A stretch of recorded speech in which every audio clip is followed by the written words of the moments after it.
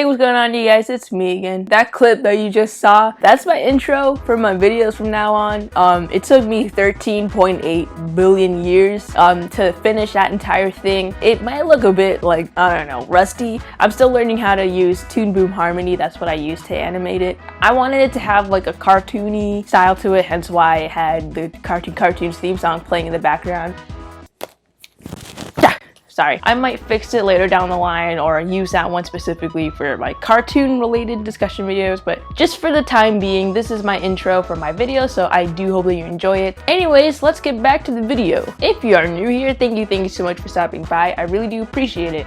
I do hope that you stick around for the new content that is to come on this channel. I make videos talking about news, animation, and Nintendo. I do skits, and occasionally I stream video games, and if you want to stick around, please feel free to hit that subscribe button and the bell icon so you can get notifications for me when I post. And as always, if you're a returning subscriber, welcome back and thank you so much for sticking around. So after E3, it's been pretty quiet when it comes to speculating on Smash Bros. Ultimate. I mean, at this point, we're just waiting for the hero to drop any minute now. And while we might be, I guess, speculating on whether or not the Fighters Pass is going to be all third-party characters, it's been pretty quiet when it comes to speculating on which specific characters have a shot in being in the Fighters Pass. I think earlier this month or something, people have been talking about Shantae, because there was like a new animation for Shantae and it alluded to Smash or something. But other than that, there wasn't really that much stuff after E3. But during the past week, there have been some things happening that seem a bit suspicious, and it got us talking about the chances for one of my favorite characters, Gino from Mario RPG. Papa Gino's reported on it first and then blocked content, I believe, but then people started to catch on to it, including me. So you might have heard of a YouTube channel by the name of Brawl, BRST MS3X. I'm gonna just call them Brawl for short, if that's okay with y'all. So you might have heard of this channel. They post video game music that's extended to 30 minutes long, and they had a good amount of video game music from Nintendo. They had a whole playlist for the Super Mario RPG soundtrack, and during this past week, 2 songs from that playlist got blocked due to copyright. It was Beware the Forest Mushrooms and Fight Against an Armed Boss. Now I know that channel has actually been getting hit with copyright claims or having all the videos blocked by Nintendo due to copyright, but for some odd reason, only 2 songs from that playlist were blocked, but the rest of the playlist was completely fine. Now, I believe as of now, Brawl just took down the rest of the playlist since, you know, the other 2 soundtracks were blocked, but before, the rest of the playlist was fine. It was just those 2 specific tracks that were blocked. Now, there's a few reasons as to why people are finding this a bit suspicious, including me. The first reason, and probably the main reason, is because Nintendo was the one that blocked the songs on YouTube, not Square Enix. I think most people would assume that Square is affiliated with the music in that game, and that if they were to be blocked on YouTube, it would be Square doing that, because I'm pretty sure Square is like stingy or complicated when it comes to like their stuff. Like, for goodness sakes, we have like what, 2 tracks in Smash Bros. Ultimate for Final Fantasy, so most people would assume that Square would be the one blocking it, but nope, it was Nintendo. A second reason is because it was these 2 specific tracks that were blocked, Beware the Forest Mushrooms and Fight Against an Armed Boss. I explain later on in the video why this seems suspicious. And the third reason, I kind of like thought to myself, but I kind of see that there was a bit of some correlation. This isn't the first time something happened and it alluded to something else happening in the future, and it like would connect.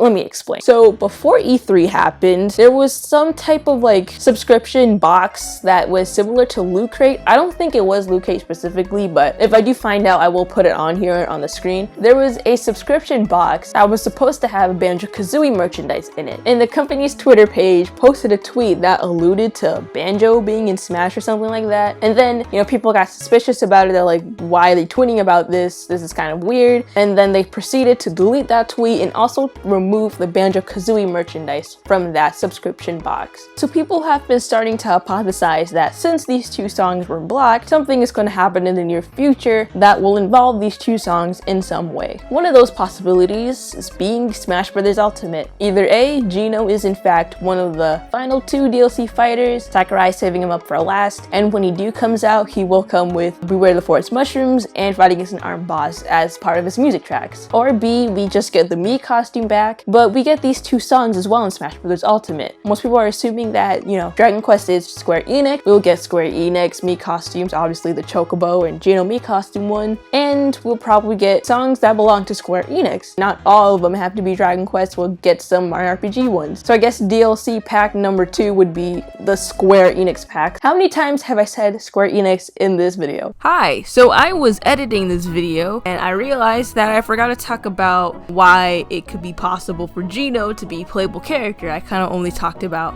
why it's possible to just get the Mii costume back, but we get his music tracks back. So here's what I wanted to say about why it's still a possibility for Gino to be a playable character. Now, for one, I'd love to see Gino become a Smash Bros. Character. I could definitely see him coming with the Forest Maze and Armed Boss soundtrack, because I feel like those specific tracks really fit Gino. If you played Mario RPG, then you know that the Forest Maze song is literally his like theme song, so they would fit him pretty well. So that's why I found it suspicious that these 2 songs got blocked. It's because these ones kind of fit Gino a lot, apart from the other music tracks. And pretty much for the past few years, Nintendo has been making more and more references to Mario RPG. Pretty much the first one, obviously being the Gino Mii costume from the Smash Bros. Wii U and 3DS era. That was like the first time Nintendo talked or did something with Mario RPG in such a long time. Not to mention that in Palutena's guidance in Smash Bros. Ultimate,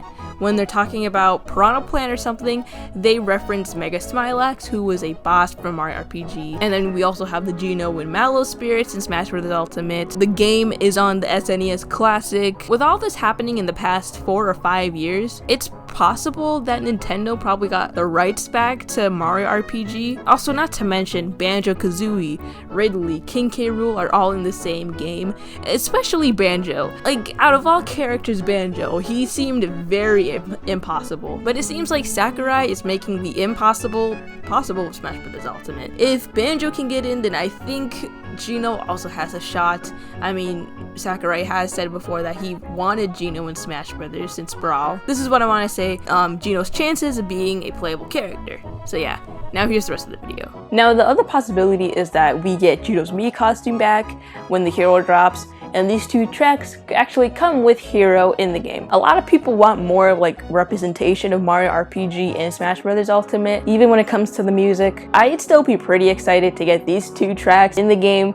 They seem like the most popular tracks out of the entire soundtrack, and honestly they're like fan favorites, especially Forest Maze. Also, we have to consider that since we have a Square Enix character already coming to the Fighters Pass, you know, are we gonna get a second character? I feel like Sakurai would want the Fighters Pass to have more of a variety, so he would pick like 1 character from 1 company. I could see that being more of a possibility. So if we don't get Gino in the game, we can at least get his Mii costume back, but we do also get these music tracks, which would still be honestly really cool. There is no definitive answer as to whether or not we're gonna get 1 character from 1 company, or we could get 2 characters, or whatever happens, we still don't know. And then there is that smaller possibility that we get not Smash Brothers, but something new that's related to Mario RPG. Maybe Mario RPG Remake, or SNES titles come to Nintendo Switch Online, or screw it, Mario RPG 2. I think no matter what it is, people will go nuts about it. I would probably go nuts too. I mean, fans have been requesting SNES titles on Nintendo Switch Online. I'm pretty sure there was that data mine leak back earlier this year where we found some SNES titles in the data, and it seems like Nintendo and Square Enix are in much better terms now. I feel like it might be a small chance, but it's still possible that we can get something new with Mario RPG. Maybe like a remake or a sequel. Either way, I'll definitely take it. That'd be super awesome. Overall, this might look like a coincidence, but still, it's just I find it odd that Nintendo blocked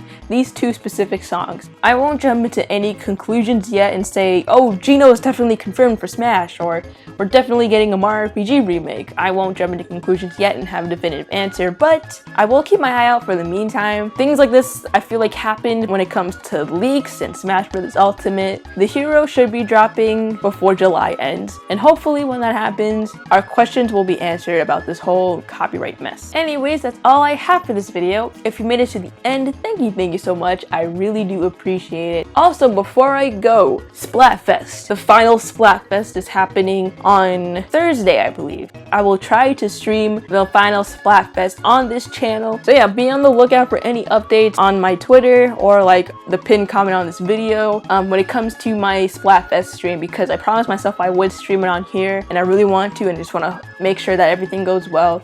So yeah, just be on the lookout for new information. Anyways, you guys, new videos are coming out soon, and until then, I'll see you guys in the next video. Peace.